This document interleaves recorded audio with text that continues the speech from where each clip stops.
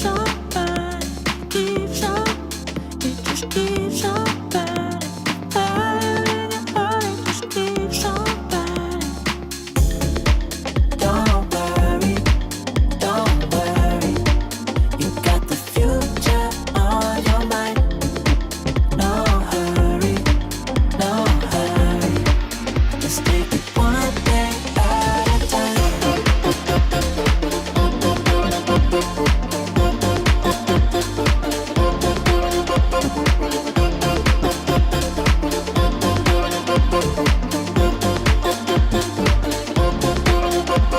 Feeling like you're stuck in a hurricane, 'cause everything around you just keeps on turning. I can see you searching for an escape. The fire in your heart, it just keeps on burning, keeps on, it just keeps on burning, keeps on, it just keeps on burning, keeps on, it just keeps on burning. Fire in your heart, it just keeps on burning. Don't worry,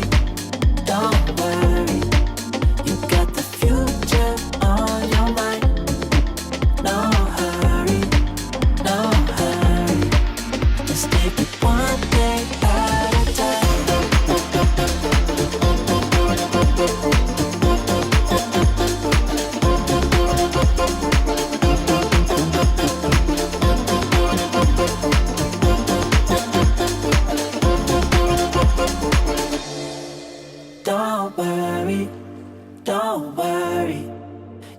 you got the future on your mind. No hurry, let's take it one day at a time.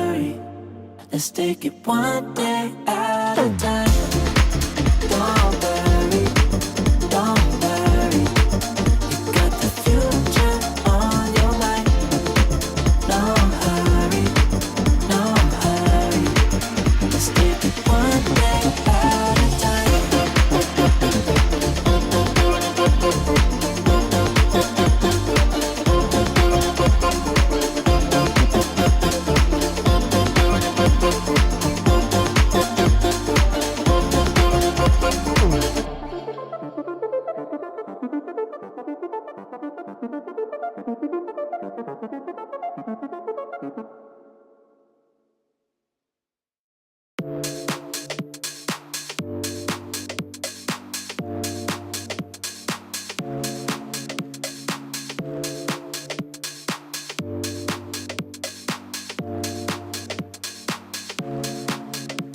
Feeling like you're stuck in a hurricane, 'cause everything around you just keeps on turning.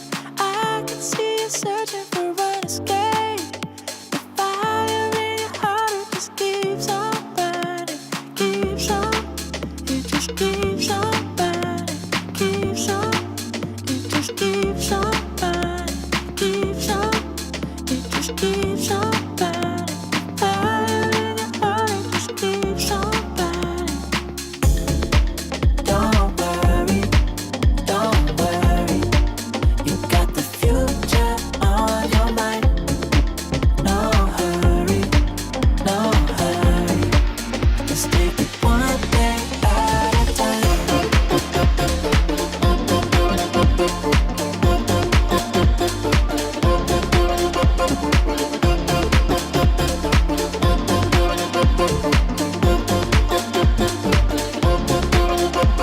Feeling like you're stuck in a hurricane, 'cause every Hello and welcome back to the Give and Go. I'm your co-host Reynoso here with my boy Soltero. What's up, guys? Thumbs up on the stream. Make sure to get active in the chat. I'm already seeing lots of banter between y'all, but man, what a result today. Manchester City solidifies their dynasty, their championship title run once again, winning their 6th title in the last 7 years, and for the first time in English football history, winning 4 Premier League titles in a row behind the genius of Pep Guardiola. What a result, defeating West Ham today, while Arsenal defeated Everton, but wasn't enough. They needed more from West Ham. West Ham was not able to give that to them, and Manchester City sees themselves as title winners once again.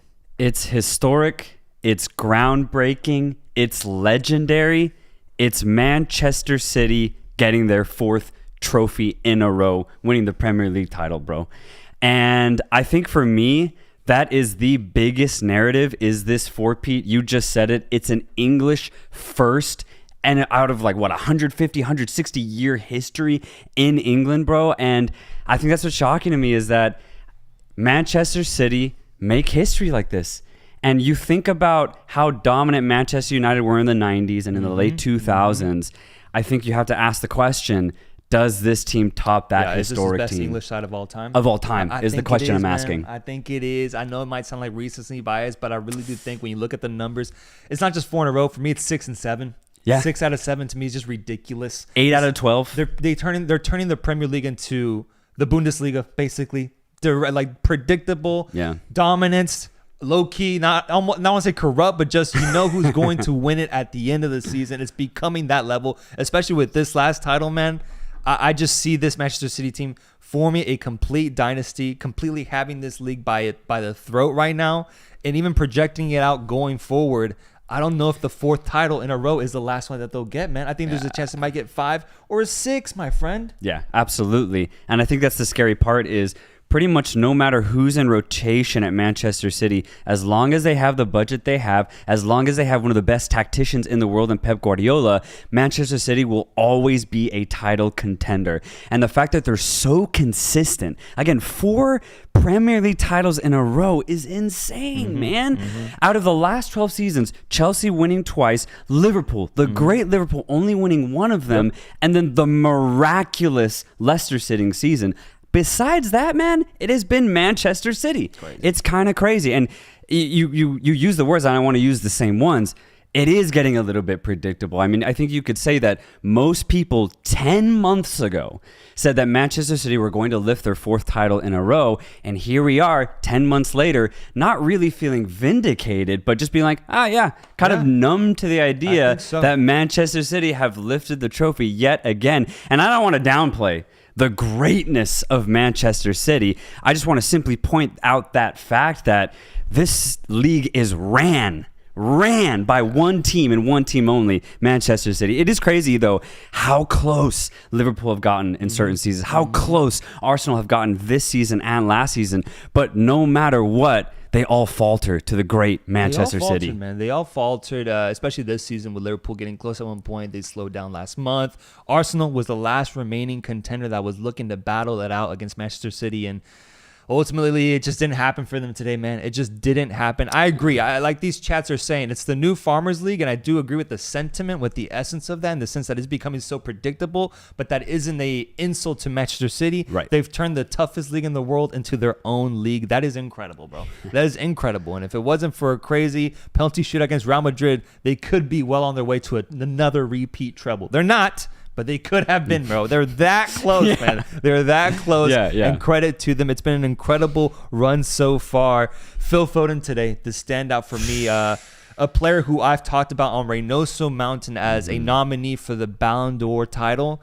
I think for certain he is the Premier League player of the season. He completely extinguished any possible drama 70 seconds into this match by scoring an absolute banger, giving Manchester City such an early lead and already just giving Arsenal fans zero hope. Once that goal went in, just the way he hit it with the amount of venom, the amount of power, and you said it during the game, that was like the 6th time he's done it in the last 2 months.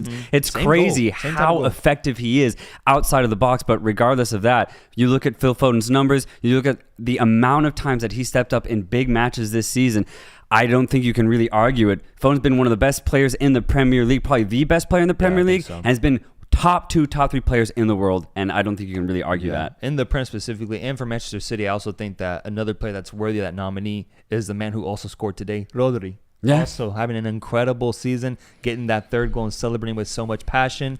Crazy in a season where Erling Haaland had 27 goals and 5 assists. It's still these 2 Manchester City players that I think stood out much more this entire year. And credit to them, bro. It was absolutely incredible. Phil Foden, man, absolutely love the guy. He's strengthening his Ballon d'Or campaign. I think he's up there in the running with Vinny Jr., with Jude Bellingham, with Kylian Mbappe. It just depends on how the Euros go for England and Phil Foden specifically. He is definitely up there as a top 5 player in the world, and it was beautiful to see him perform today at that level. I guess my question to you is, are they going to stop at 4, bro? Because the more I think about it, the one man who was able to contain Manchester City for one season, man, in these past 7 years is a man that we'll speak about much more deeply into this live stream. Okay. Jurgen Klopp, who is leaving Liverpool now. He was basically the only proof that Manchester City couldn't win just one time, bro. Just one time in the past 7 years. Yeah. Now he's leaving. Chelsea is a shitstorm right now. Yeah. Manchester United had a terrible season, one that they're quickly trying to forget. Arsenal is looking to bounce back. Will they actually be able to do it? Tottenham with Ange Postecoglou is trying their absolute best. I mean, there's teams up here that are trying it, but does it look? The more I think about it, I'm just like, I don't know if I see Manchester City losing once again, especially with the announcement that Pep Guardiola is going to stay for another year and see his contract out. Oh, yeah. My mind immediately goes to what Arsenal have done over the last 2 seasons with Mikel Arteta. He's turned them into title contenders. But not only that, I've said it earlier this season, they play some of the most offensive, some of the most beautiful football in Europe when they're really, really on it. Now, unfortunately, when they face teams that really bunker in, that's where they really struggle. Maybe Arteta can work on that in the summer, and that's what I want to really pinpoint on. If Arteta can keep this core group of players, I'm talking the offensive pieces, Odegaard, Martinelli, Saka, Trossard, Havertz, he keeps those 5 players fluid and working the way they have this season, I can see them contending for the title next season. And it'll be really interesting to see, do they offload Jesus and in turn get an actual number 9? Because, I mean, you could say for pretty much the entire season, they use the false 9, right? Yeah, and I think having a direct goal scorer will give Arsenal that one last boost to actually beat Manchester City over a 38-game campaign. Yeah, I agree. With Arsenal, I think it's no longer about the skill level or the talent. I think they have it. I really do think it's about the mentality of this team. We saw the early Liverpool years with Roberto Firmino, Sadio Mane, Mo Salah. There was a moment where they finally reached those European nights consistently, and they showed up under the bright lights in big matches. I still haven't fully seen that from Arsenal, man. I still haven't. Yeah. I think I need to see that consistently for them to be able to jump into that upper echelon, to be able to fully challenge Manchester City. But I really don't think it's about the talent level anymore, because they've proved time and time again for the past 3 years that the talent is there. I just think those big pressure moments do get to Arsenal, man. I do think they get to them, and it shows. Why are you wearing the bicycle shirt? I thought that was a tribute to Mohamed Kudus' goal today, the beautiful bicycle kick, no? You got acrobatic as hell in that goal. Yeah, I thought Kudus when I put this on. Yeah, of course. Come on. Just a little credit to a wonderful goal amidst this incredible title race. Can we talk about that creamy West Ham bicycle kick? Like, oh my God. We're not going to regard goals as creamy. We're not going to do that on this channel. We're not going to call a goal creamy. That's when a guy called a jersey crispy. We're not doing that. I'm sorry. I'm setting the rules. I'm setting the boundaries. Creamy does not work here. Luis Melo, thank you for the $2 donation, my good friend, Chivas fan. We'll talk about Chivas tonight, so look forward to that. But which game made Arsenal lose the title? Asked Pedro Celis. There's a number. I remember the Newcastle match they were frustrated about. I know that little run they had, I think it was going into January, where they lost like 2 games in a row. Right. Was really significant. It was significant because City were also dropping points, and you would have think that Arsenal could have really strengthened their gap at that time. But for me, I'm just going to look at the game that really could have put in Arsenal's favor, which is when they played Manchester City and it ended 0-0. I was so frustrated after that game because even though Arsenal played very well, Manchester City played their usual football, I feel like in a game like that where last season you lost it to this team, you got to go all out. Yeah. You have to sacrifice everything. Even if you lose that game, it wouldn't have mattered. You still would have lost the league. So why settle for a tie? Arteta and Arsenal should have treated that game like a final, because if they would have won that game, they would have beaten City by 1 point. Damn, man. Yeah, so I just feel like if you have the opportunity. Yeah, for sure. No, for sure. I think Arteta does have to take some blame here for how he managed this season, although they did achieve a lot of good things. They should have done much better. They're mentioning the Aston Villa game as well as a game that they should have been able to get a result in. But then, yes, that match at the Etihad against City where they ultimately settled for the tie. I agree, man. I agree. Yeah. Looking elsewhere, is there anything else you want to highlight about Manchester City? Because obviously I'm wearing a Liverpool jersey right now. I do have some comments I'd like to make. Yeah. Just real quick for Manchester City. Again, it really is just historic. I want to keep saying that to really make that so clear. I didn't think it could be doable in the modern era of the Premier League, but you said it earlier. Pep Guardiola and Manchester City have turned a really competitive league into just a one-trick pony, essentially. Now, what's really interesting is even though it's predictable, it might be one of the most predictably entertaining leagues in the world, which that's something really interesting that the Premier League has going for them marketing-wise. But for Manchester City specifically, I'll be honest, I thought they had a slightly worse season this year. And compared to last year. The point total, no, it's way lower this year than last. It's lower. Yeah. Erling Haaland scored less goals. I kind of anticipated that a little bit because I had questioned whether he would actually get better. And I would say Haaland, he didn't regress, but he definitely didn't progress his game. Again, the absence of Gundogan, I don't think was fully figured out by Pep Guardiola, to be honest. Jack Grealish was almost unrecognizable from his performances late into last season. Foden stepped up, though, and I think that was the biggest factor. And honestly, Foden probably is the actual reason why Manchester City were able to slightly best Arsenal this season. But that's my point, though, is that no matter what, what course of season, Manchester City can pull something out of their ass. But not just something, they pull the greats, right? If it's not Foden, then it's De Bruyne having a breakout year, or it's Haaland scoring 30 goals in his first debut season in the Premier League. Manchester City can always bring something amazing out of what seems to be nowhere, and I think that is what makes them incredibly difficult to beat on a season-to-season basis. Yeah, their depth is absolutely incredible. It showed, man. I mean, Kevin De Bruyne was out half the season this year, and it was Phil Foden who stepped up. I think out of all 6 Premier League trophies that Phil Foden has lifted, this one has to feel like the most rewarding, the most deserving to him, because this is the one that he truly worked his ass off and that he earned with his performances every single year, and with the responsibility that was given to him with Kevin De Bruyne on the bench injured. The way he stepped up, I thought was massive. That's why I've given him so much credit, because honestly, if he doesn't do that, I think this title race is very, very tight. I think it's very, very tight, because throughout this entire year, we saw Phil Foden step up in crucial moments when the game is tied or it's a little tight and we're in the 60th, 70th minute. Phil Foden posts something out of his fucking English ass and he gets a beautiful goal or a beautiful assist to give him the lead. It is truly incredible what he's done this year. I think he's the most deserving of the title this year, and I think he for sure feels that. Yash with the donation. Campeones. Trophy emojis everywhere. Congratulations on the victory, my friend. What a result. And actually, this reminds me, I would love to look back on our Premier League predictions to just see what we had at the very beginning when we made our Premier League preview video. What were the 1 to 20 finishes that we had in the Premier League, just to look for some standouts. Producer Rug, could you pull that up for me? We had both. I'm on the left, Reynoso is on the left, and Soltero is on the right. We both had Manchester City first. Yeah. We both had Arsenal second. Yeah. We both had Liverpool third. So the top 3 we got absolutely correct. Nice. Fourth is where it gets crazy for both of us. I had Newcastle, who ultimately ended up disappointing and finished in 7th, and you had Man United, who ultimately finished in 8th. Also disappointing. Funny, we went back and forth about who's going to finish above one another. Both finished on 60 points. Wait, really? Yeah, God damn. Yeah, bro. So fuck that debate, man. Honestly, fuck that They one. both, honestly, heavily underwhelmed this season. Heavily underwhelmed. And Aston Villa was the one that actually finished in 4th, and you had them closer to 4th, so I give you credit there. You had them in 5th place. I had them in 6th. Manchester United in 5th for myself. That's also a bad call.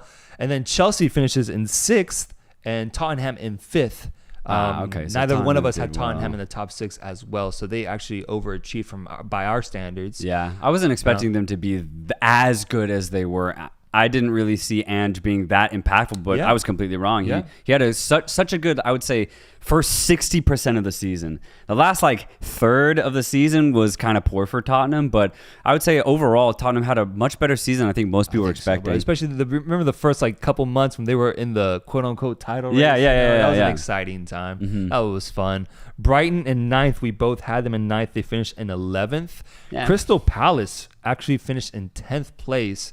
I had them 13th. You had them in 15th. Bro, Palace went off these last 6 weeks. Yeah, dude. Oh my God. Oh, yeah. Dude, they're playing probably the best ball outside of City the last month. No, I saw some Liverpool fans on Twitter say it truly was a privilege to lose the title race to this Crystal Palace Dude. side, because the way they balled out recently, killing Aston Villa today as well, I believe. 5-0. Was it 5, bro? I was about to 5, check. bro. Mateta with 5-0. a hat trick. If they can keep Olise and Eze, they might have one of the most fun front three next year. Bro. But that's going to be the hard part. Can they keep those players? Apparently, Mateta has 11 in the last 10 is what I saw. Wow. It's crazy. They're chasing that single digit, bro. They've been chasing that for so long, of finishing above 9th place. They're a mid-table excellence team in the Prem, and they finished in 10th place. That's just such a sign of where they stand. It's so Palace, bro. West Ham finishes in 9th. Where did we have them? I had West Ham 11th. You had them 12th. Yeah. Burnley, one of the biggest disappointments, getting relegated at 19th. We both had them above 13th. You had 13. I had 12. Yeah, man. I thought they would have figured it out after the halfway point of the season. They never did. They could not figure out their defense, and then late into the season, they stopped scoring goals too. So it just got worse and worse and worse for Burnley. That's where I got it completely wrong. I thought they would have figured it out. Vincent Kompany on fraud watch? Or give him another shot in the championship? No, I just think the players ultimately weren't as good as I thought they would have been. Yeah. Yeah. Yeah, the team. The team wasn't. and The everything. team wasn't as good. Yeah. Here's a surprise for me. Wolves finishing at 14th. I think at their peak they were like an 8th or 9th, but they ended up losing. They ended up losing grip of that, so they finished in 14th. Where did you have them? You had them in low, 17th. I had them getting relegated in 18th. So if anything, they actually overachieved. Yeah. Everton in 15th. I had them 16. You had them 18 getting relegated as well. Brentford finishes in 16th place. Brentford actually got 10th on mine, 11th on yours, so they underwhelmed this year. Bournemouth finishing in 12th place. Yes. My goodness. For me, they're one of the surprises of the season because based off the performances last year, I did not see them getting anywhere close to mid-table. But the fact that they were able to finish 12th, their performances this season were so solid. They were so much more consistent. Heavily impressed by this Bournemouth side this year. Yeah, shout out to them, man. They've been great. I think I ultimately only ended getting 5 like on the spot correct calls, which were the top 3. Yeah. Last place Luton 20th. No, actually oh shit, no, I actually think didn't get that Sheffield right. got Sheffield got last, last. right? Yeah, so I Yeah. didn't get that. So I only got 4 correct calls. And the last one I got right was Nottingham Forest at 17th. Nice. Yeah, I'll celebrate that one, man. Nice, Nottingham nice. Forest finishes right outside the relegation zone. Teams getting relegated are all the teams that got promoted this year with Luton, Sheffield, and Burnley. Yeah. Yeah, quite something to note, but fun to look back on our predictions. One question here that I really want to talk about real quick is, does Foden have a chance of becoming the most decorated Premier League player of all time? I think so. Yeah, I He's think so. 23 and he's won 6 Premier League titles. That's ridiculous. It's nuts. I remember when he first hit the scene with City coming off the bench when he was like 17. And already the plaudits were Foden's one of the best teenagers in the Premier League. And you could see that Pep Guardiola had a lot of faith in him. And to see the player that he's turned into over the last 3 seasons, it makes sense that he's still in the fray at Manchester City. And not only that, this was his best season. And I think he's just going to go off from here. He hasn't even entered his physical prime yet. Just imagine 6 more seasons of prime Foden. That's a scary thought. Yeah, 100%. You think he's going to see his whole career at Manchester City? You just see him playing anywhere else, man? I guess why would you go? Yeah. He was bred there, and it's like being born in Manchester United in the 90s. Like, why would you have left that project if you're winning year after year after year?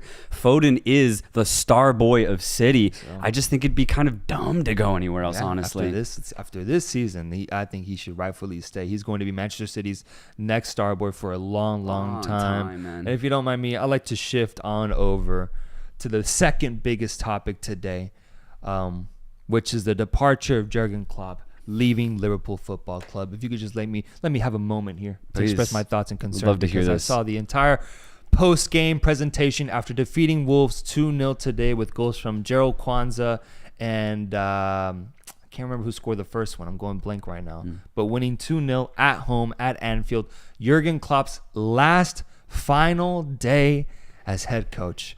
And man, some of the images I saw today were enough to make a grown man cry. Yeah. Enough to make a grown man cry, man. beautiful. Some of the things he said, the things that he's achieved over 9 years with Liverpool are just so memorable, man. The memories are so incredible. And the fact that the day has finally arrived where he has coached, where he has managed his last Liverpool game, man, it hurts. This one really, really hurts because He ushered in a new era of excellence for Liverpool, winning 7 titles in 9 years.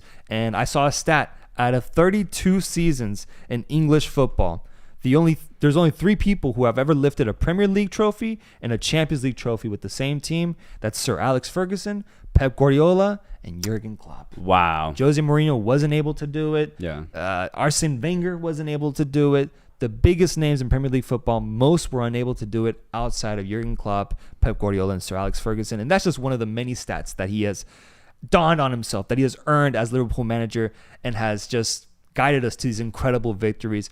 Hurts my heart to see him go. He grabbed the mic. He gave a whole shout out to Arne Slot, confirming that he is going to be the next Liverpool coach. So we will be seeing a new era being ushered in. But all in all, man, what a touching way to remember Jurgen Klopp after the events we saw today. Virgil van Dijk in tears. Mo Salah looked blank. Trent Alexander-Arnold hugging him as he got subbed off in the game. There's so many good moments.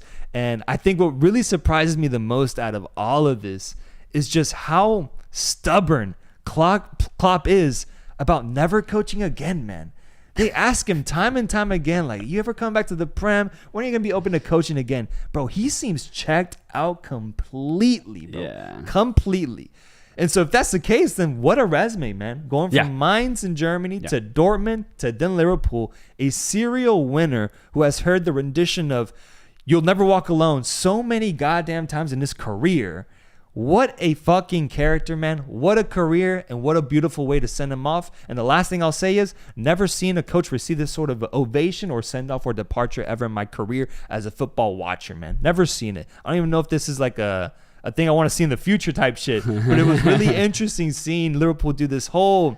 Like, Messi didn't even get this send-off when he left Barcelona, man. He didn't get this type of treatment. It's crazy. That actually is so true, because everybody knew that Klopp was leaving. Everybody in every league, in every single continent, the word was Klopp was leaving Liverpool. I think it does make sense that he does get this huge send-off because of what you said. He really is one of the best coaches of all time. I think you can put him in that category of Sir Alex Ferguson, of Pep Guardiola. It's actually dope that he's statistically in that category. Yeah. Now the argument is kind of made. One thing about Klopp is, beautifully, I think he really meshed with the pressure of the Premier League. Like, it hurt him, and I think that's why he's quitting, but it also pushed him to these crazy heights, bro.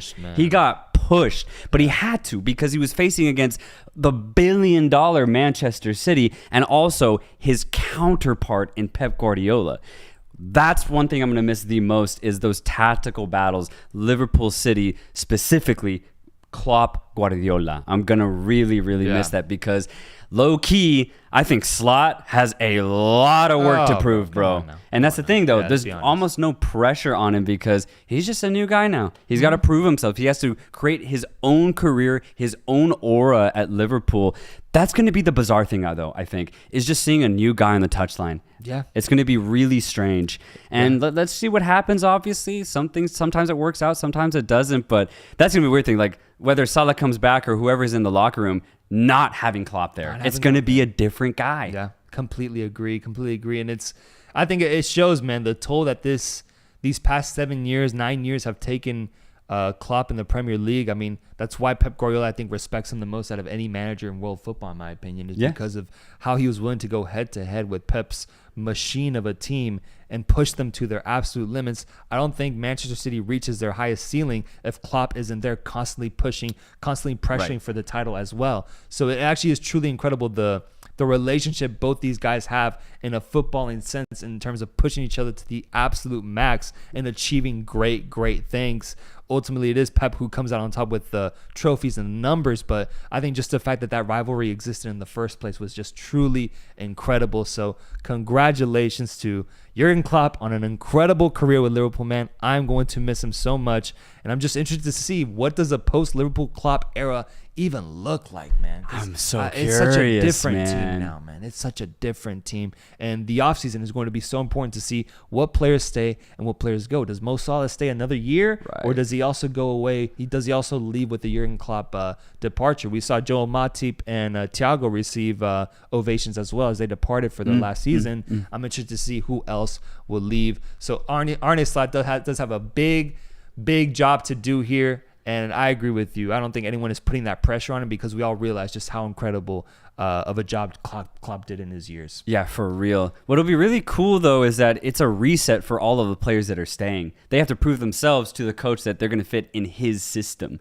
And so I think that's actually a really cool opportunity. This should, at the very least, reinvigorate something in this Liverpool side. And low-key, it might work out in their favor. Yep. They should be more gassed up that Arsenal and City are better than this year to improve themselves next year. Yeah. And the fact that there's going to be a new coach might just add to that fire. It could work or it could end in disaster. Only Salah, Robertson, and Van Dijk left from the Champions League final squad. What about Trent Alexander-Arnold?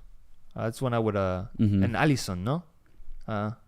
That's when I would... or maybe from the starting 11? I'm not sure. Maybe from the starting 11, yeah. Regardless, man, what an ending to the season. Manchester City, 4 title victories in a row. Congratulations to them. Absolute dominance. And Liverpool seeing Jurgen Klopp leave in tears. So beautiful, man. Beautiful scene. Yeah, it's beautiful. Absolutely beautiful. I think that's how we'll close this one now, yeah? Yeah. All right, guys. We'll see you guys next time. And yes, we have much more football to preview, including Liga MX playoffs, Bayer Leverkusen, the undefeated season. We're going to talk about that all very soon, coming out tomorrow. We just want to do a live stream over the Premier League specific. Till next time, guys. Peace.